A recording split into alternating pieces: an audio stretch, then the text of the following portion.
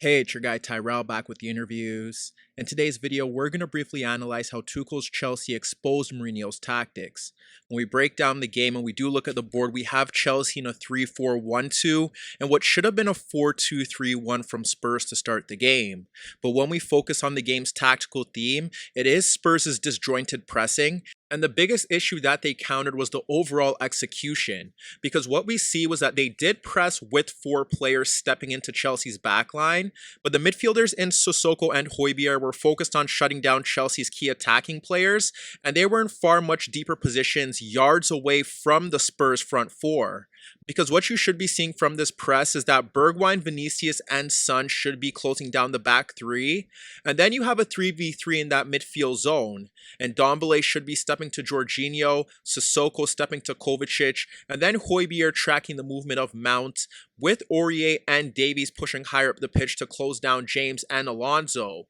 That does leave you 2v2 with Werner and Hudson-Odoi pushing higher up the pitch, but if you don't want to go that route, if the ball is being shifted out to Chelsea's left, then you have Aurier step into that path and Davies hold his position. And if the ball is shifted out towards Chelsea's right, then Davies steps to close down James, with Aurier holding his position with Alderweireld in between Werner. Ultimately, what we ended up seeing from Spurs was that Bergwijn was tucking in narrow to close down Kovacic, and Ndombele was sitting on Jorginho, but then you had Vinicius and Son just ahead of the Chelsea back three, with Son often positioned in between Thiago Silva and Azpilicueta, and then tracking back to close down Azpilicueta if he got on the ball. James and Alonso did push forward higher up the pitch, with James occupying Davies and Alonso sitting just ahead of Aurier. And what we saw from Mourinho here was that he wanted Sissoko and Højbjerg to sit into the gaps between Werner and Hudson-Odoi, who would be looking to make runs into the half spaces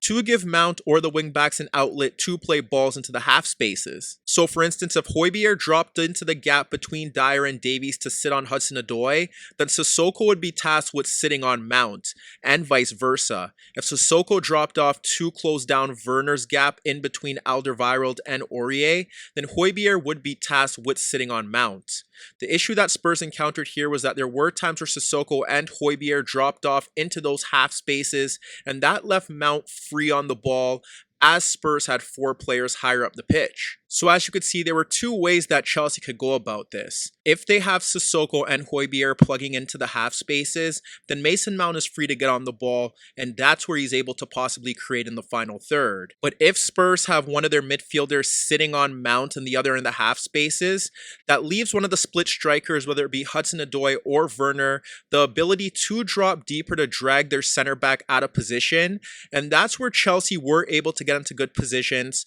but what often halted their attacks was the lack of quality and the final ball in and around Spurs' penalty area. There was a time where Azpilicueta freely stepped forward into Chelsea's third, with Højbjerg and Sissoko blocking the passing lanes into Werner and Hudson-Odoi, but there's no one picking up Mount shifting laterally into acres of space between the lines. When Mount receives Azpilicueta's pass between the lines, Bergwijn does shift across desperately to apply pressure, but Mount slides the ball across Højbjerg into the Davies-Dyer gap for Hudson-Odoi. However, luckily for Spurs, Davies was able to poke the ball away from Hudson-Odoi into the path of Dyer to clear Chelsea's attacking threat. If we look to another example, it highlights Spurs' poor pressing from the front and the threat of Chelsea split strikers dropping deeper, because we see Thiago Silva splitting Ndombele and Son to find Werner pulling Dyer out of position, with Sissoko ahead of Mount and Højbjerg ahead of Hudson-Odoi. Azpilicueta receives the drop pass from Werner, who stays with the play to receive the ball back from the Chelsea right center back,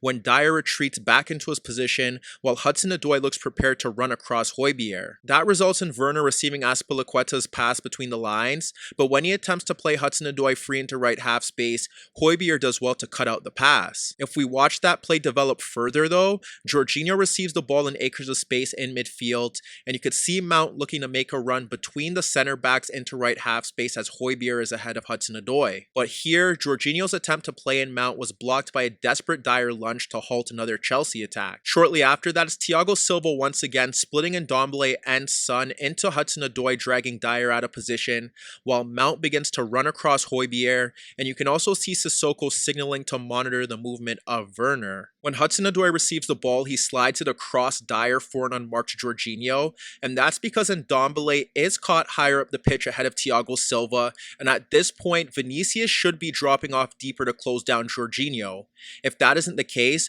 Bergwijn should shift over to close Jorginho, and then that would allow Vinicius to drop off and close down Kovacic. But because Spurs failed to carry out simple cover pressure duties, this allows Jorginho to slide the ball to Mount running across Højbjerg. Mount ends up receiving the ball from Jorginho goal side of Højbjerg and ahead of Alderweireld shifting across to provide cover, while Werner makes a run goal side of Aurier. Here, Mount has to attempt to chip the ball over the Spurs center back for Werner to run onto into left half space.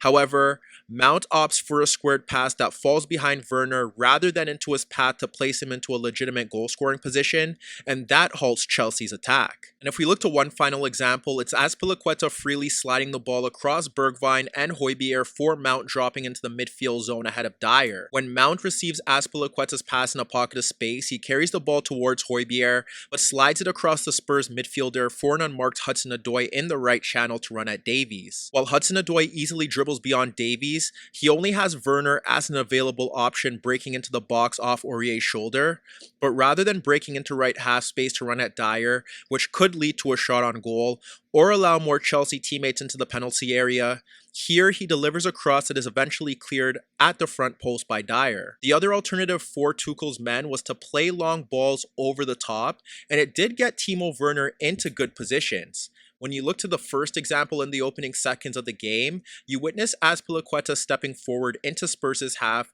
with Højbjerg ahead of Hudson-Odoi and Sissoko tracking Mount. So with those options unavailable, he opted to clip the ball over the top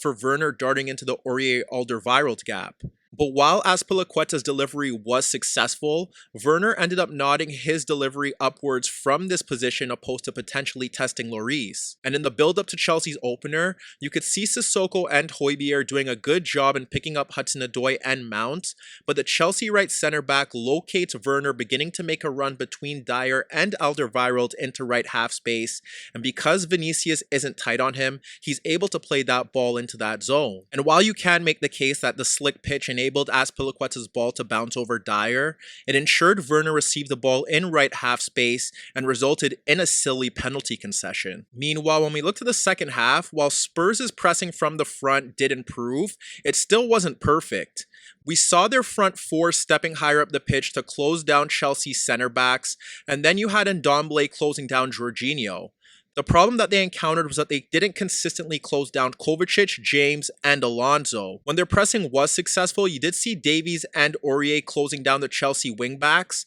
and then you would see Højbjerg or Sissoko stepping towards Kovacic. But what we ended up seeing was that as that half continued, Davies did his best to get higher up the pitch to close down James, but it was Aurier who didn't step forward to close down Alonso, and that was probably due to the threat of Werner drifting narrow, and then the fact that no one was stepping to Kovacic, as we often saw Højbjerg and Sissoko in between Mason Mount, and not looking to close a free option for Chelsea in that midfield zone. If we look to a few examples, here you have a much better look at Spurs' press, with Davies pushing to James, but the biggest issue for Mourinho's side is Højbjerg, who should be shifting across to Kovacic if Sissoko doesn't step. You have Bergwijn ahead of Rudiger, Vinicius near Christensen, Son on Azpilicueta, and Ndombele stepping towards Jorginho. Minutes later, Spurs nearly punished Chelsea for attempting to build out of the back.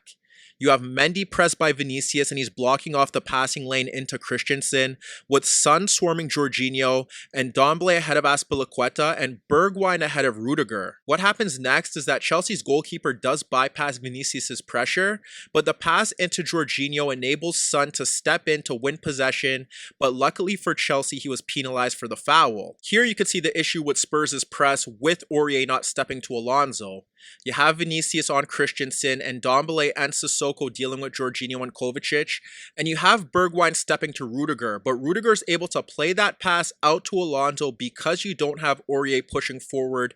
to squeeze that Chelsea backline. And if we look to an example that nearly resulted in a Werner goal, it's Mendy splitting Vinicius and Ndombele for Kovacic a few yards ahead of Sissoko, while Højbjerg is seen marking no one in Chelsea's half. Kovacic was able to spin across a late-stepping Sissoko, and he plays the ball across the Spurs midfielder for an unmarked Mount position to the right of Højbjerg to receive the ball between the lines, thus bypassing Spurs' press to ignite a break. And shortly after that, you could see Jorginho receiving Christensen's pass around Vinicius and poking it first time around Ndombele into an unmarked Kovacic as Bergwijn shifts across attempting to provide cover. As Kovacic carries the ball into Spurs' half, you could see both Højbjerg and Sissoko holding their position ahead of Mount, and Aurier being dragged central by Werner, with Alonso free to push forward down the left channel to receive the ball from Kovacic. What should have happened here was that Højbjerg should have been sitting on Mount and Sissoko should have been pushed higher up the pitch to close down Kovacic to ensure that he couldn't push forward to play the ball wide out into Alonso. Hi everybody, thanks for watching, and subscribe here for your latest tactical analysis and daily commentary on the InnerViews show. And if that wasn't enough, don't forget you could find more organic, unfiltered soccer/football analysis on the InnerViews podcast, the best soccer/football podcast in the world, available on iTunes, Spotify, iHeartRadio, Spreaker, and any Android apps on your Android devices.